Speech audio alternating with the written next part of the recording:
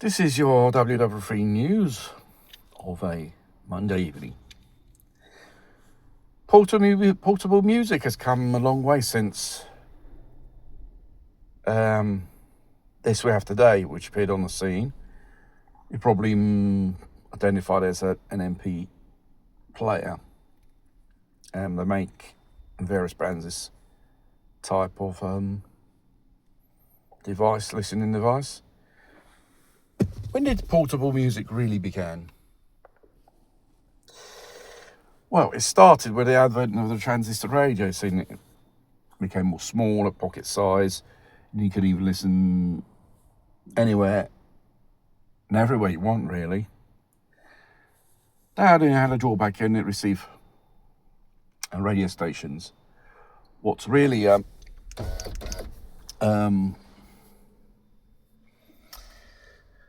started a revolution in portable music was the invention of the audio cassette of the Philips. It took at least 10 years to catch on because obviously it didn't have the quality of other formats at that time. 8-track, you could have in a portable unit, like a transistor radio, or you could have it in your car. Until the day, the invention of the cassette itself, which in technology, regarding the quality of engineering of machines and the quality of the cassettes itself, the introduction of Dolby systems, which is a part of the revolution. And also throughout the 70s, there were tape recorders the size of a Walkman, but it was only for professional use, journalistic use. To tape audio, it wasn't exactly adapted for playing music a certain quality. Until 1979, 1980, the CEO of that time of Sony Corporation went to his engineer and said, I want a lightweight tape recorder with headphones to listen good quality music on. He did have a machine, but that was only a tape recorder. It was a little bit bulky, and it didn't have the quality of playing back in stereo. And the tapes we listened to even had those bulky headphones as well. And his engineers came out with a Sony Walkman, based on the same type of format of that model of tape recorder, which is a small model. It's the size of Walkman. That really revolutionised how we listen to music and so on. Music where you want to go and anywhere you want. And also other manufacturers after Sony, they bring out their own models of Sony Walkman. It has become, right into the 90s,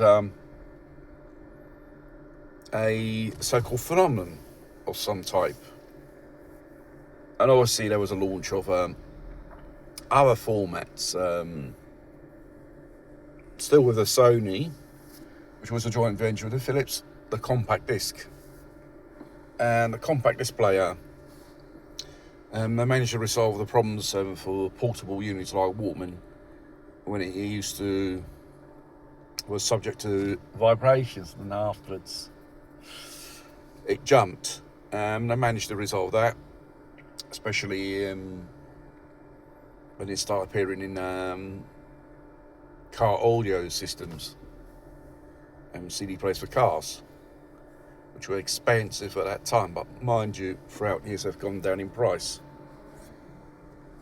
And also the cassette was dominant, basically. You had small tape recorders, a Walkman, and a boombox, but I think people went more for the Walkman itself.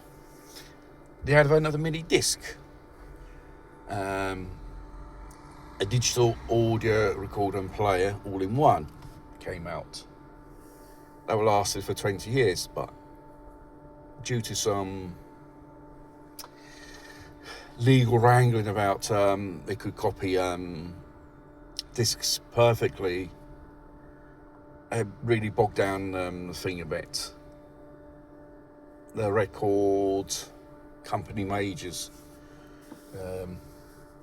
any format digital anyone brang out, they were against. They had to put in a protection system to make only one copy, which you're legally by law to have a copy for yourself of them, of the original. The law grants you that. Then the advent of mp3 format itself towards the end of the 90s, the beginning of the early 2000s. Napster, illegal downloading songs peer-to-peer on that stuff. And the first mp3 player, which was an iPod of an Apple.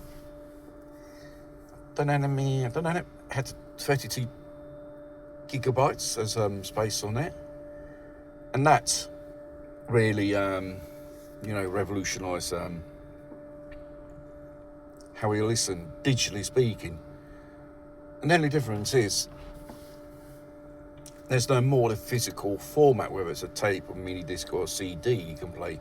It's some format of mp3 digital. And obviously, I think the first one was Creative, and those are the inventors of mp3. And there was another company which came out with an mp3 before the Apple and then the iPod. I don't remember it, but there used to be, I think there was a legal battle over that. And throughout these years, the mp3 player has appeared on our mobile phones. And therefore, we still have today the mp3 players. They're small, compact, and you can have thousands of songs on it. And also the battery of these devices, they do last pretty long because there's no physical parts which you move, like spinning of a disc or mechanic of a tape machine moving. It's all electronic. And it's still around today. You can still purchase these mp3 players, but we tend to then listen to our music on playlists, on streaming and stuff like that. We don't have, like some decade ago, these players which we took around ourselves. Those are the Walkmans of today, an absolute compact in size and capacity of storage in music as well. And you can create your own compilations. The nice thing about it, like when you used to have tapes, you used to tape the top 40 if you live in the United Kingdom onto a tape. You listen to it if you had a Walkman when you would go to school.